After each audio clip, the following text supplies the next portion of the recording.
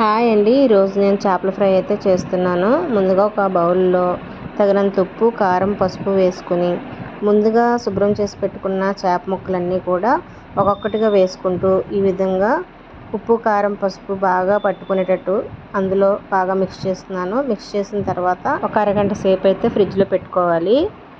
ఫ్రిడ్జ్లో పెట్టుకుంటే ఏంటంటే బాగా క్రిస్పీగా ఎక్కడ కూడా మనం పట్టించుకున్న కారం, ఉప్పు, పసుపు విదిలిపోకుండా ఉంటుంది. అలాగే చేపల పులుసు అయితే తయారు చేసుకుంటున్నాను. కొన్ని పీసెస్ తీసుకొని డీప్ ఫ్రై చేసుకోవడానికి ఆయిల్ పెట్టుకుని బాగా మరిగిన తర్వాత ఒక్కొక్క చేప ముక్కని వేసుకొని బాగా ఫ్రై చేసుకుంటున్నాను. ఇలా బాగా కుక్ అయిన తర్వాత క్రిస్పీగా చాలా టేస్టీగా ఉన్నాయండి.